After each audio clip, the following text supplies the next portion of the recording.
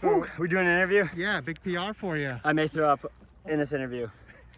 Big PR. Yeah. What was that, a minute?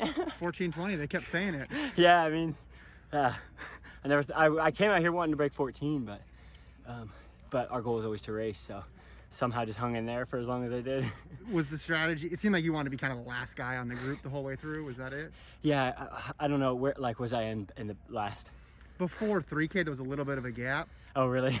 and then you kind of moved your way up with it, but then you attached right back on. I didn't know how aware you were of what was going on. It was so much more time to think than the 15. Like, I was listening to the announcer. I'm like, this event sucks.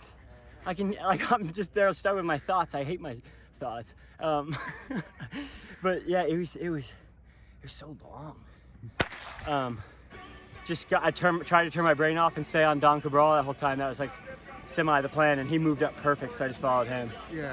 What did you want to get out of the race? I asked Pete that before I raced, and basically, like, if you want to compete on a world stage, you got to be fast 8, fast 5K, and that usually comes out to a good 15. So I tried to, see what fitness I had in there, and luckily now I'm so cocky. Were you surprised how fit you were?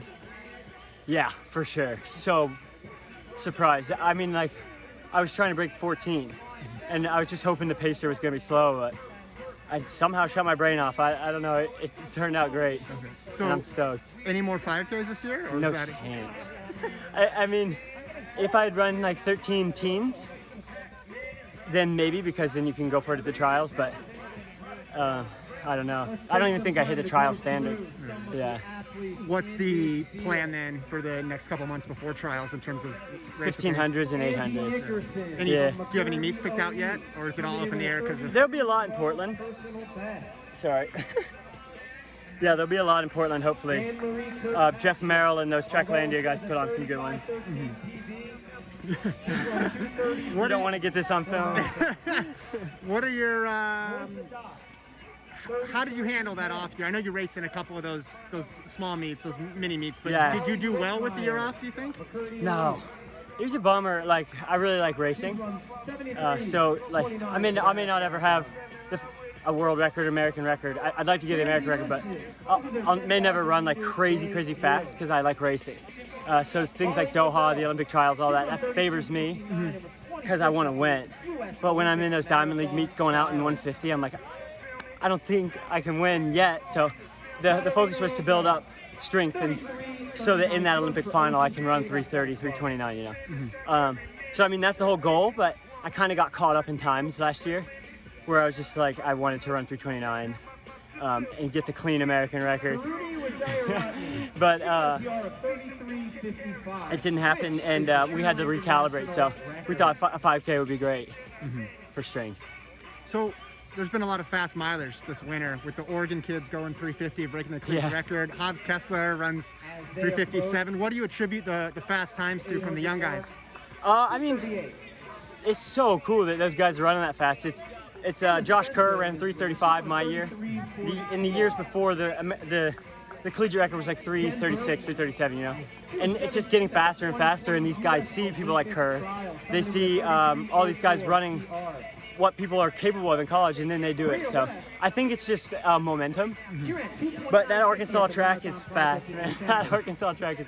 So I'd love to see those guys get out there and do it in a race. I mean, if they could get in a Diamond League and run 350, they could win pre. So I'd love to see them, have a chance and see what they really have. There's been a lot of talk about footwear and spikes this year. What's your take on all that? I don't have a Twitter, but some people send me some stuff sometimes. The shoes definitely help. I mean, there's no question. I don't know what athletes are saying they don't help, but spikes in general help. So I don't really know what the argument is. I can't take a stance. But the shoes are definitely awesome. I mean, any high school or any college kid should be racing in these shoes. They're the best technology out there. And it'll push the other shoe companies to do the same, and then people will forget it was a thing, But Nike's ahead of the curve, and I think people are mad about that. How does it feel different when you're running? How would you explain it to a lay person, how it feels different? There's two different new ones, and I think they help based on your foot strike. So the victories help you get up on your toes, and if some people land on their heels, maybe they need those. And I think these dragonflies really help with distance events if you maybe run a bit more flat foot. But you got to put a pair on. If anyone listening, you got to put a pair on. It's incredible. They feel great on your feet, perfect fit. It's like those original Victories when they first came out, the different colored ones. Every high schooler had to have them. Everyone was running their PRs in them. It's similar. It feels similar to that, and it's really exciting for the shoe game, you know. Yeah, Nike's crushing it. So you wear these for the longer stuff, and then you're gonna wear Dragonflies for the 1500. Yeah, I don't know if my foot strike's the best for those Victories, so I may go back and use the old ones. And I mean, I can't see myself running much slower. Like, I don't think it's good, but they do like mentally help you get up on your toes for sure. So I don't know. I don't know what the argument is. I think people are thinking they're cheating, but I guess so is like the Mondo surface compared to Cinder. So I mean, it's tough. Next race is gonna be when? No idea. I'm taking off season. Well, this is the off season for you now. Going on a little road trip. Okay. Yeah. Where are you going? Phoenix, back up to Portland, but I want to see some of California. And there's this YouTube channel I've been following. He bought an abandoned mining town in the Sierra Nevadas. Oh, okay. So I messaged him on Instagram, and I want to go up and check out the abandoned ghost town. Oh, wow. Yeah. Okay. So how many weeks is the trip gonna be? 1. Okay. 1 to 2. You got a new van, right? I did, yeah.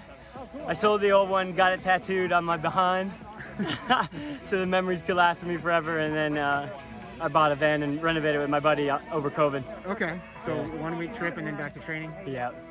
Thanks, Craig. Congrats. Thank you. Thanks for the interview.